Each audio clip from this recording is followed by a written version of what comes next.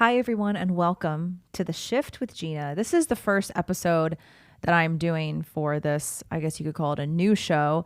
You guys have probably seen me on another podcast called I'm Doing Great.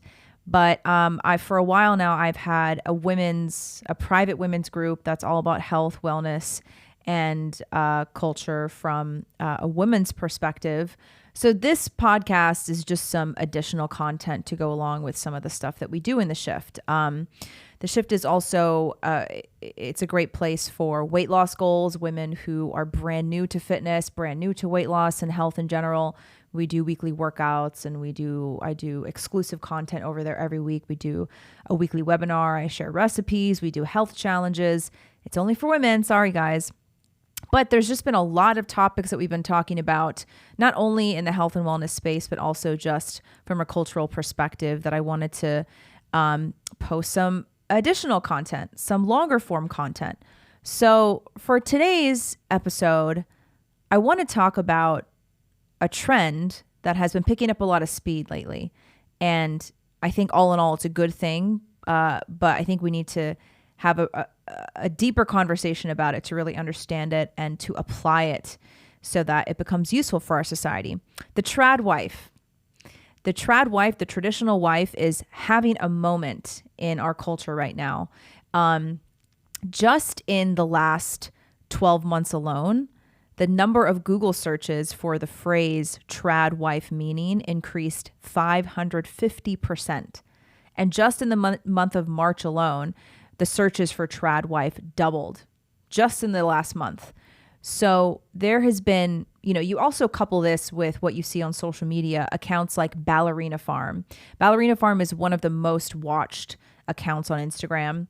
It's a family out in Utah, this impossibly beautiful couple with 7 children. They live on a farm. Their whole tagline is city folk turned ranchers.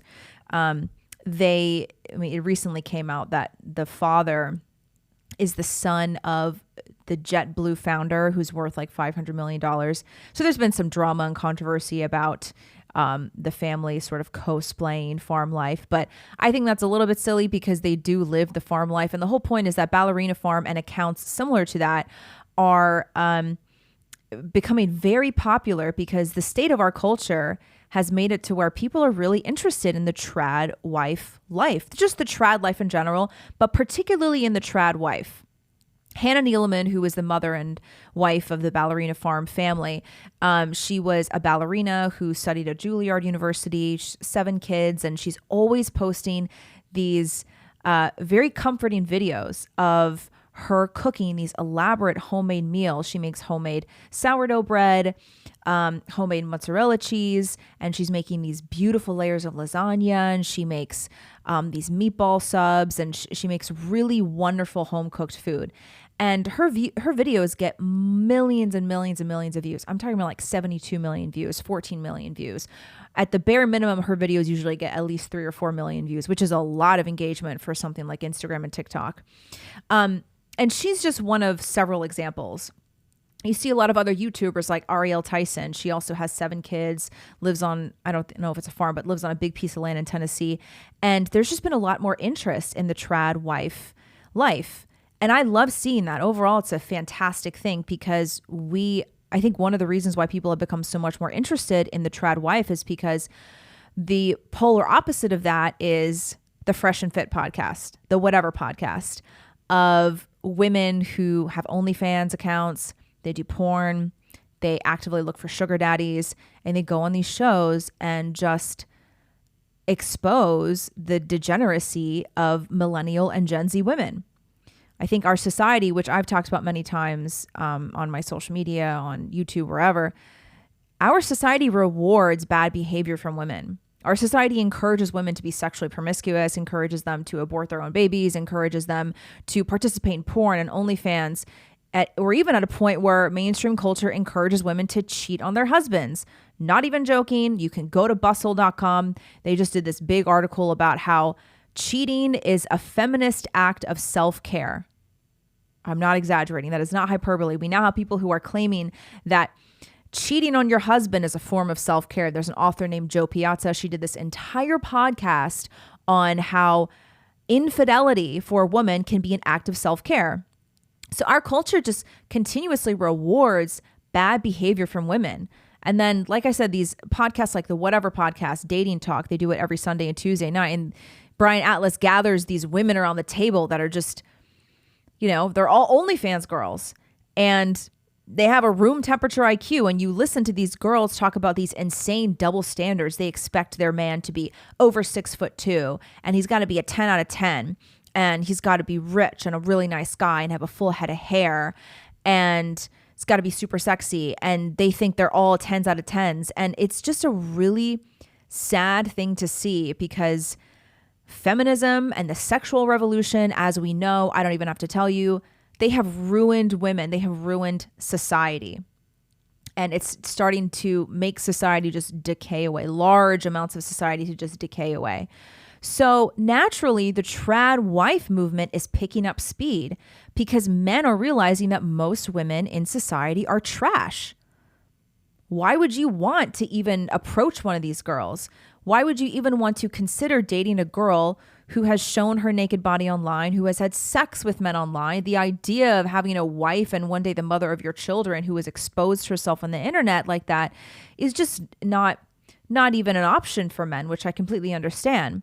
So trad wife is picking up speed, and we also are having a sort of countercultural movement right now with tradition in general and marriage and having children. And I think right now conservatives, for the most part, are in and of themselves countercultural, right? So the society always goes through ups and downs.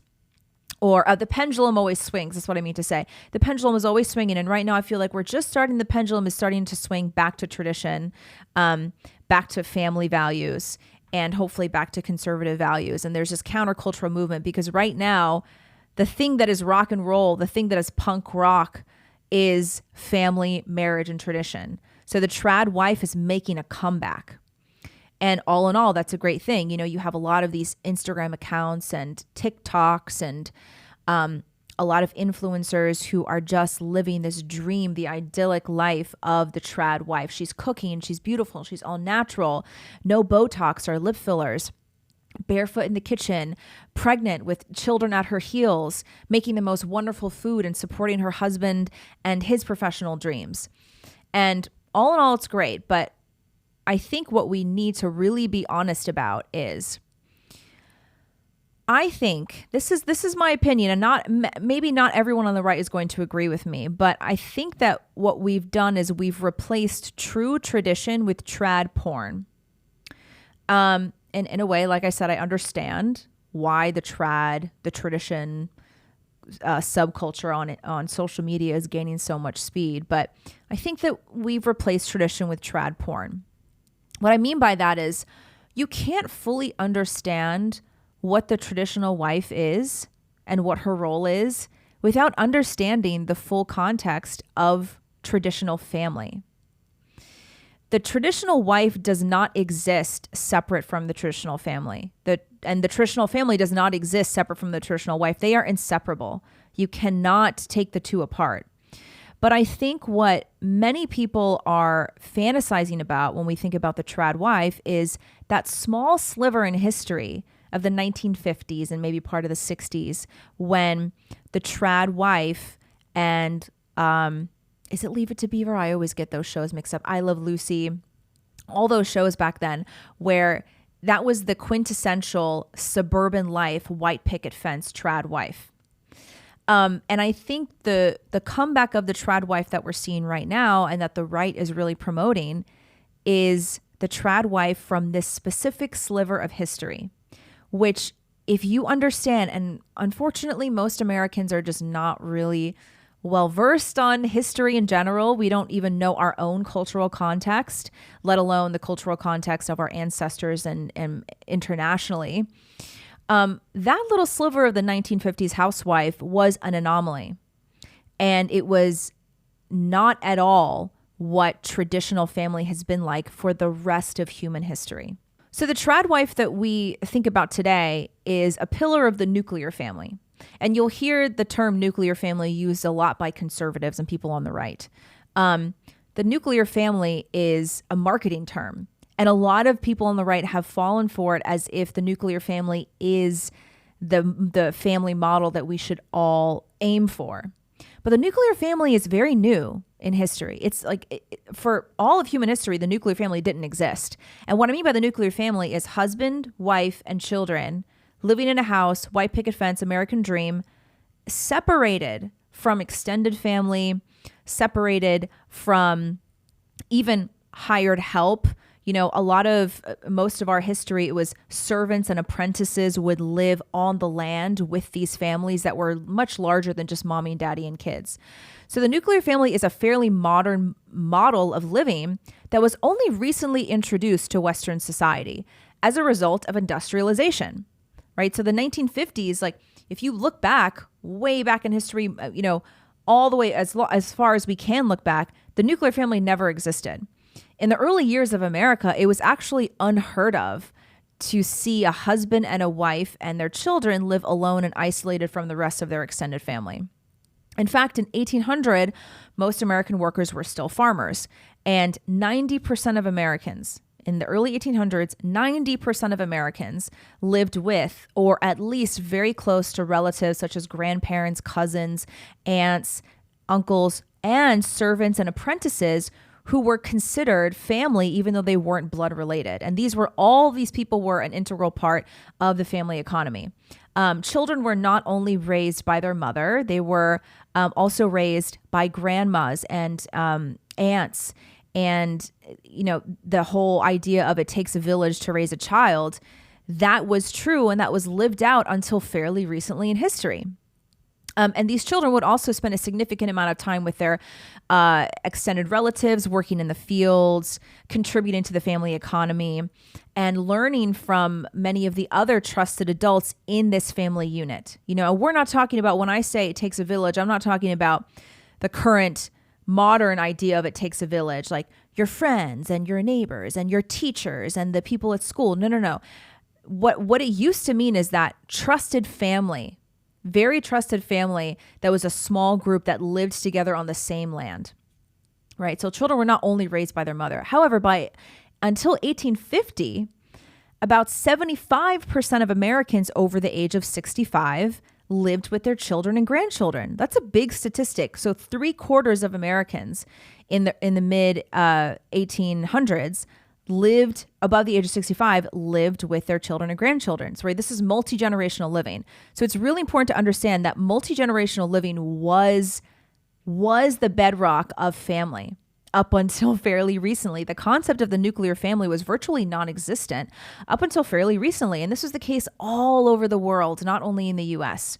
And everything started to change when young men and women started to chase the American dream in these growing cities around the country. In the late 1800s, there was a mass exodus from the rural areas into urban life, right?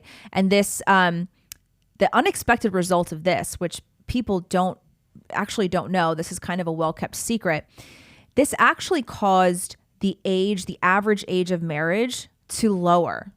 You might think it was the other way around, but from 1890 to 1960, the average age that men got married dropped 3.6 years, and it dropped 2.2 years for women.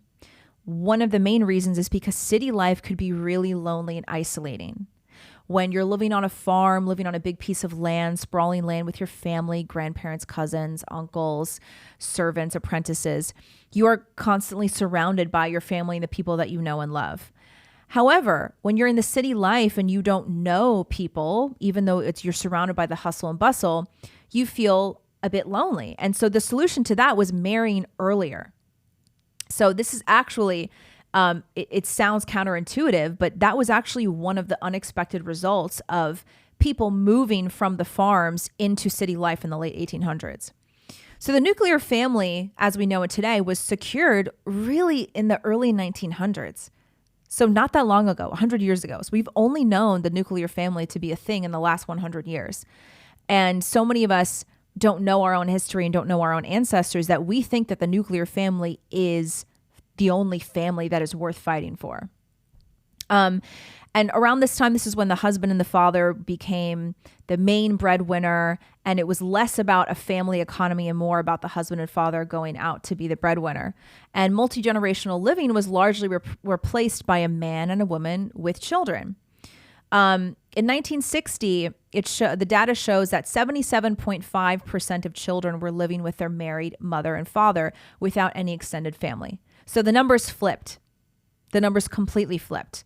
So you used to have just, 60 to 70 years earlier, you had the majority of kids living with extended family. And then you fast forward a few decades later, and it's the complete opposite. Most of them were just living with mom and dad without any extended family.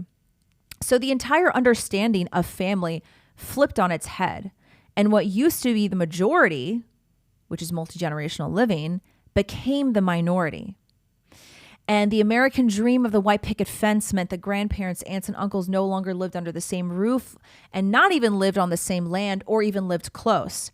And families were detached, they were fractured, and this became the norm. And so you fast forward to today, I don't know about you, but almost every single person I know has to travel across state lines to see their family for Christmas. It's actually pretty rare for people to live really close to their family, let alone live in the same home as them. And so, the idea of even eating family dinners multiple times a week together, that was long gone. So when we speak about tradition, particularly in the context of the traditional wife, we have to realize that we've actually lost what tradition really is for the family. The tradition was not the nuclear family as we know it today. The tradition was the multi-generational family. And this was the foundation upon which marriage and child rearing were built. So the trad wife can't not be fully understood without the context of true tradition. And that includes a much more than the isolated nuclear family. Now, I don't want, it's very easy for people to hear this and think that I'm bashing the nuclear family. Look, I am fully aware of the vast economic changes that have taken place over the last 100 years that makes it virtually impossible for most people to definitely live under the same roof as their parents and aunts and uncles. Of course, with industrialization and urbanization, it's not possible for a lot of people now, right? Even though it is possible to live near family, it's definitely possible to do that. It's certainly almost impossible for most people to live under the same roof. So I'm fully aware that it's not as easy anymore as it once was. I am simply pointing out that if we really want to return to tradition, and if we really want husbands and wives to be traditional, we have to at least understand what the context of tradition is. And I'm going to explain to you in even more detail why this is so important. So this is why I say right-leaning individuals who always talk about tradition and trad wife, they're actually fantasizing about a small sliver in history in the 1950s where the wife wore pearls and a sundress and she vacuumed and she played with her new washing machine and dishwasher, which were kind of new, right? New machines and new technology, while the husband spent all day working in the city and then he comes home to this wonderful, warm cooked meal. And so, however, this housewife dream, it quickly crumbled because wages were significantly cut in the 1970s. And we've seen multiple periods of high inflation since then, right? And as much as our culture loved this nuclear family / perfect housewife model, we saw it slipping farther and farther from our fingertips because people on the right don't like to admit this, but we have to be honest and say for a lot of families out there, it is really, really hard to live on one income. A lot of middle class to lower middle class families, it is really difficult for them to live on a single income. This is not an excuse. By the way, none of this is a way to support feminism or women working outside the homes. My goal with all of this is to put women back in the home where they belong in the kitchen. No, but seriously, women are supposed to nurture the home. They are supposed to raise children. They are supposed to be with their children, not in an office 9 to 5 so they can send their babies to daycare. That's my whole point of this video. However, I want people to understand that women, for all of human history, they were able to be with their children all the time, to do all the things around the home and nurture the home and raise their children because they had very extensive support systems. Okay. And so I want everyone to understand this because I want women to be successful at homemaking. I want women to be successful as moms and at raising children, at child rearing. It's so important because our society, as we know, I know I'm preaching to the choir. Anyone who watches my content, I'm sure you agree with me, unless you're hate watching me, which people actually do that. You know how important it is for us to number one, increase the birth rate. We're below birth replacement rate right now. And number two, we need strong families because families are the bedrock of a thriving society, of a thriving moral society. So I'm doing this video and explaining this context of tradition because I want moms to be successful at home. So if you look at what motherhood and homemaking is for most people today, not everyone, I mean like middle-class families who live in suburban areas, the white picket fence dream.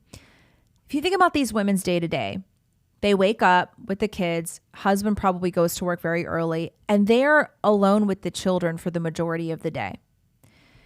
Obviously, you have friends to see and you can go and do stuff with other kids and play dates and stuff. But for the most part, you are just alone with the children. It is up to you to do everything around the house in a way, all of these things that actually you used to have assistance with.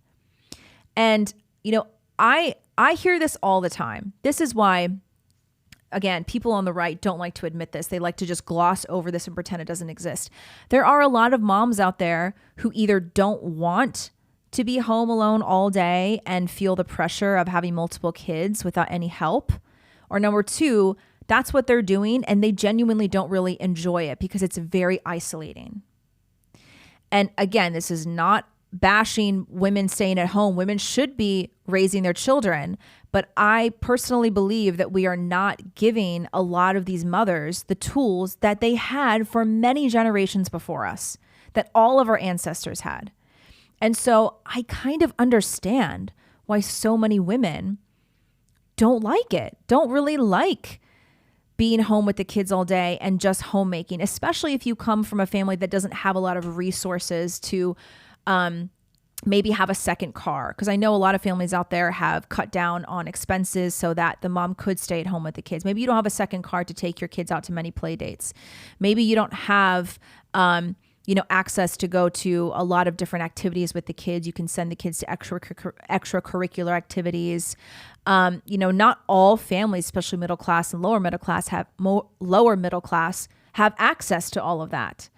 And back in the day, all of our ancestors, it didn't matter if you had access to those things because you lived in a home or on land with your family.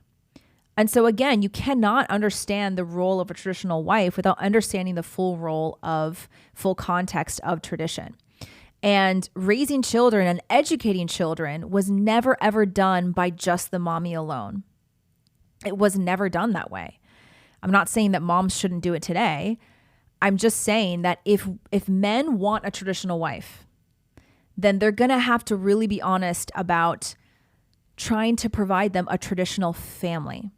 Because again, traditional wife and traditional family are inseparable. Like you can't have one without the other. Now, that doesn't necessarily mean that you have to have your parents and your aunts and uncles and cousins move into the same house with you. But if you really want a traditional wife, you're going to have to at least try to give her some of the resources or try to provide some of the environment as all of the other traditional wives had for all of human history until 100 years ago. At least move somewhere that can be close enough to family. Make sure that she has some sort of social support systems. Women were not meant to do it alone. Women are more social creatures at the end of the day than men are. We prefer to work with people. We prefer to talk more. We're more communicative. And yet, for most of these nuclear families, it's the father and husband that's out every day socializing while the mom is home alone for most of the time. It can feel very lonely. It can feel very isolating. So if we really want to return to traditional wives, we have to at least understand what the context of traditional family is and ask ourselves, how can we offer parts of that traditional family in this modern lifestyle? Because there are ways to do it. There are really ways to do it. And I think this is one of the reasons why two things are happening. Number one, we're seeing very, very, very, very low rates of women who have children. So Morgan Stanley predicted a couple of months ago, maybe last year at this point, data predicts that 45% of women between the ages of 25 and 44 are going to be childless and single by the time 2030 rolls around. Sorry. That's in 7 years. In 7 years, almost half of all women between the ages of 25 and 44 will be single and childless. And this is partly due, of course, to the sexual revolution and feminism and women being taught that being addicted and married to your career is much more fulfilling than getting married and having children. Yes. But a lot of these women say that they don't want to be isolated at home because the nuclear family, as we know it today, I hate to say it because most people live in the nuclear family, it is unnatural. We were never meant to live isolated, away from family and away from support. Like I said, I can understand why so many women don't want that because it is isolating for women. At the same time, we are also seeing sky high rates of antidepressant use. Let's look at global antidepressant users per 1,000 people. So if you look at the very top here, per 1,000 people in Korea, 13 out of every 1,000 people use antidepressants. Okay. Now let's go down to Germany. In Germany, 50 out of every 1,000 people use antidepressants. Sweden, 79 out of every 1,000 people use antidepressants. Now, all the way at the bottom here, what a shocker. Look at the country that has the highest rates of antidepressant use. The United States, 110 people out of every 1,000 people use antidepressants. And we already know, I don't even have to look this up. Women take antidepressants more often than men do. Like, we know that already. I don't even have to look that up. We know that. And that you could, of course, this of course relates to feminism, sexual revolution, women believing that they can sleep around and have sex like men and sell their bodies online. They're not going to have any consequences. But a lot of these women who take antidepressants are married moms. I'm sorry, but I think it's crazy that the right tries to throw this under the rug, shove this under the rug, and not talk about the fact that the nuclear family has failed us in many ways. It irks me that most conservatives are just too afraid to talk about this. They just say, well, it's impossible to live with extended families, so the nuclear family is the best that we got. Why is it the best that we got? Why can't we try to encourage families living near each other, support systems? Because also Americans were so bad at looking outside of our own country. If you look at around the world, especially in Eastern cultures, like it's very, very common, even like South American cultures. My husband's from Brazil. It's very common to see it there. It's very common for extended families to at least live near each other and to support each other and to help each other with kids, help each other with educating kids, looking after kids, even cooking food. You cook food and you bring it to family's house so that one day someone gets the night off of cooking and you take care of each other. It's unique to Western American culture that we're obsessed with the nuclear family, and it is failing us. A lot of these women on antidepressants are married mothers. Of course, I want more women to get married and have kids. The whole point of this video is to help more women get married and have kids and do it successfully. But we are too afraid to admit that the nuclear family, for a lot of people, is failing them, which means it's failing society. And that's because it is quite frankly unnatural. For all of human history, we never did it that way. It was always multi-generational living. I'm beating a dead horse at this point. But this is why I wanted to talk about this because, like I said, the whole point of talking about this is to encourage women to get married and have kids. It is what we are meant to do. I'm not saying you're any less of a woman if you're not married or if you don't have kids or struggling to have kids. I'm not saying that. I'm just saying that you know what I'm saying. For the most part, women are meant to do this. And if we are meant to do this, we need to be honest with ourselves and ask ourselves, what's the kind of environment that we are going to succeed in the most? And it's not the nuclear family. I'm going to tell my own story. So my husband and I have our own story of multi-generational living. One of the reasons why we really could see a life together is because we had very similar views on family. And in my group, The Shift, again, this podcast is an extension of The Shift, which is a group for women. Again, sorry guys. I'm posting an exclusive video on there to tell you what we have done, the choices that we have made, and the sacrifices that we have made to live with family. My parents live in our neighborhood. They live right around the corner, less than a 5-minute walk away. Our daughter sees her grandparents every other day, sometimes 4 or 5 times a week. We help each other with cooking. We help each other when someone's sick. We are a multi-generational, we're doing the multi-generational living. My parents used to live with us for a while temporarily while we got everything sorted out. We made sacrifices to make it happen because I believe so strongly that that moms and dads, they can't only do it alone because they never did it alone before. We had Josh Lacash on I'm Doing Great last year, and he said something that always stuck with me. He says, this idea of family reunions is so stupid. It's like, why would you need to be reunited with your family? You should be with your family. And when he said that, I was like, yes. Like, why do we need family reunions? You only see your family once every 5 years? Okay, once a year at best? What? No wonder so many people are isolated. No wonder so many moms are on antidepressants. They're separated from family and totally unhappy, especially when it comes to pregnancy and postpartum. A lot of women on antidepressants postpartum. And that's because what did women do for all of human history until 100 years ago? They gathered around each other when a woman was pregnant and in the postpartum phase. That's what women did. We supported each other. We helped each other. We brought food to the newly breastfeeding mother. We helped take care of the other older kids while the mom was healing postpartum.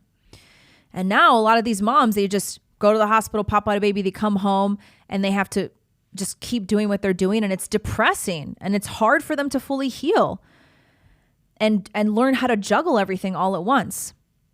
So if you want to join my women's group, the link here is in the description. You can click there. I'm going to be posting an exclusive video just to explain what kind of sacrifices we had to make and why it was so worth it and what our multi-generational living looks like, our multi-generational lifestyle looks like. It's been really wonderful for us.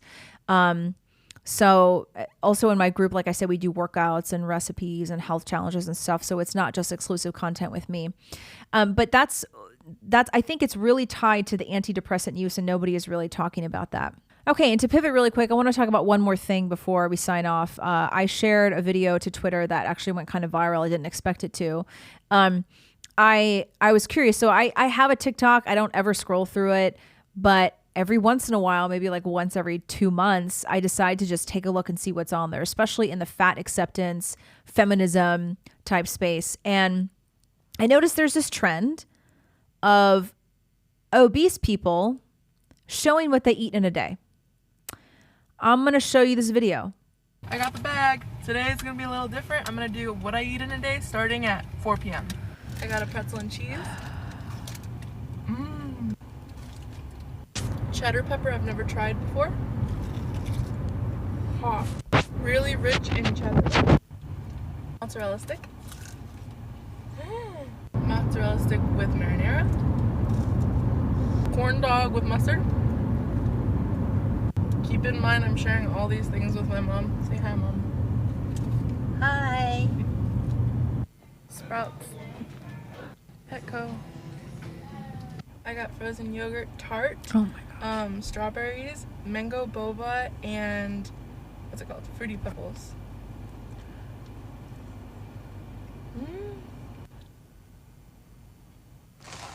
I got everything.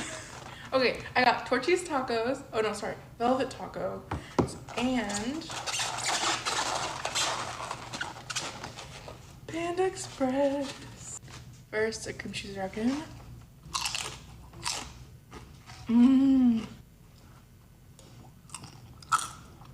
That was absolutely delicious. Now, my food.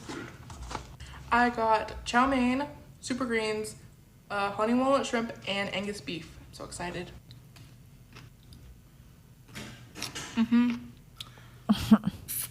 The honey walnut shrimp here is amazing, especially with the walnut.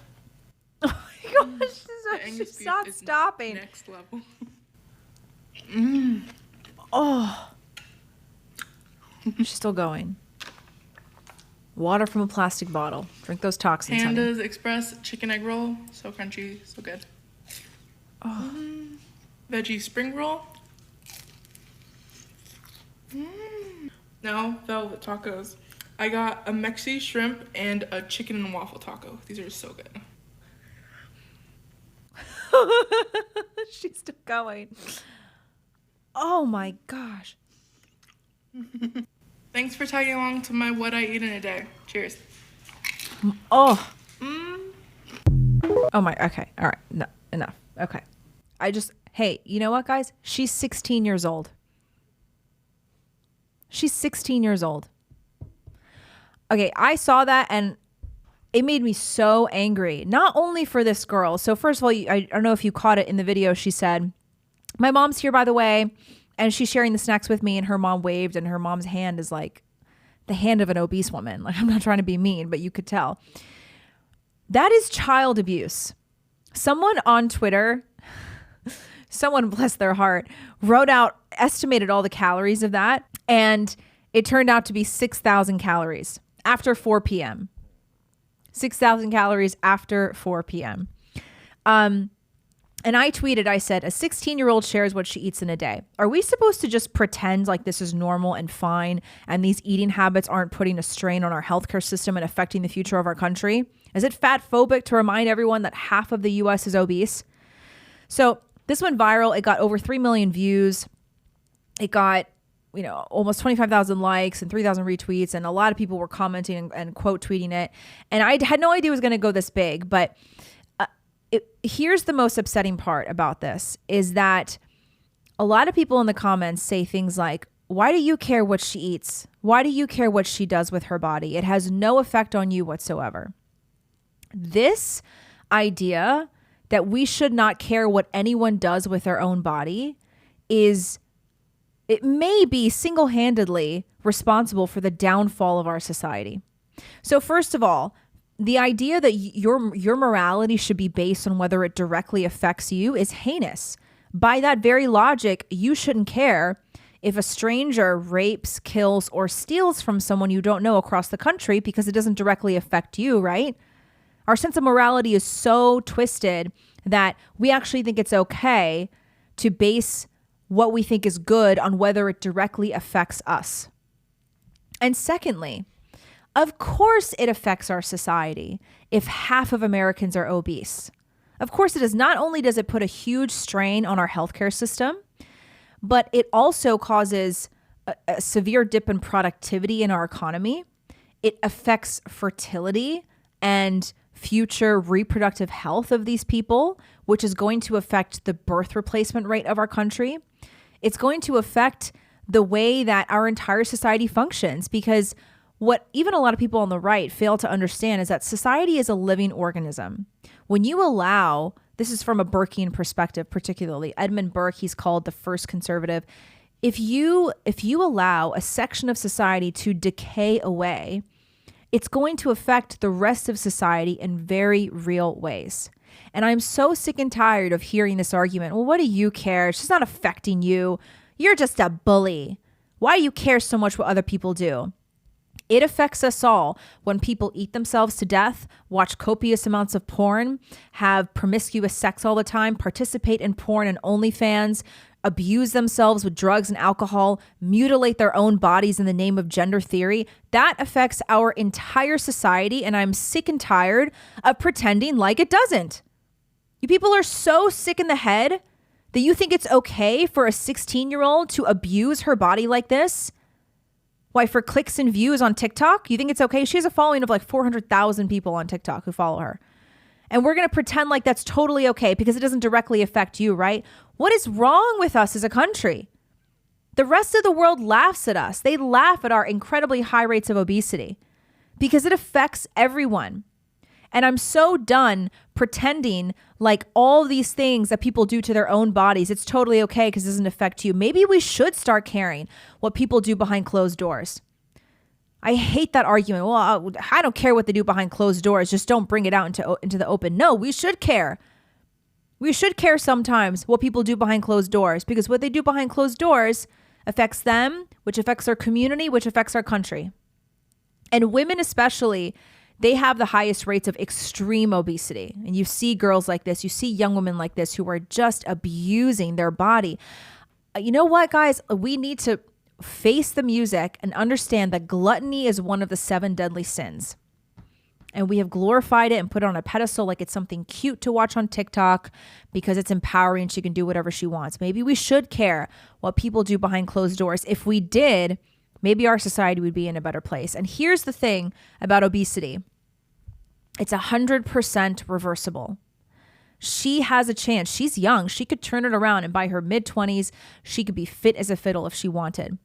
We act like obesity is this something that you're born with, or you're just walking down the street one day and a wizard comes up behind you and taps you on the shoulder and boom, you're just obese for the rest of your life. No, it's a completely reversible disease. And we're sitting here watching half of Americans, a lot of people that we even know and love, just killing themselves with toxic food and gluttony. And we're just supposed to sit back and pretend like it's okay. It makes me so angry. This is why I help women lose weight. This is what I do in the shift in my group with women. So if you are struggling with poor eating habits, if you're struggling with your health, you can turn it around. You have all the tools you need. If you just give your body the right tools, your body is capable of healing itself. And that's the good news. And I wish that more people shared this good news, because anyone who struggles with their weight has the opportunity to turn it around. You can do it. So if you're a woman who is struggling to eat healthier, you don't know where to start, maybe your weight has gone up and down, you've yo-yo dieted all of your life, come join my group. I have a lot of women who have been really, really successful. I just did a 10-week program during the winter holidays. A mom of 2 in her mid-40s lost 17 pounds in 10 weeks, and she's still losing weight. It is possible. We watch videos like this and it's easy to laugh and be disgusted, but we need to actually do something about it. Because it's not enough to just sit around and laugh at it. This is seriously affecting our country, and I'm sick and tired of pretending like it's not. So if you're a woman and you want to get healthy, even if you don't need to lose weight, but you just want to learn how to eat better and take care of yourself and feel better and sleep better and balance your hormones and have a better menstrual cycle, go to the link in the description, join my women's group. It's called The Shift. That's what we do. So let's get our health in order. Let's get our life in order so we can maybe move the needle and turn this country around. Thanks for joining. We'll see you next time. Join The Shift if you're a lady, and bye-bye.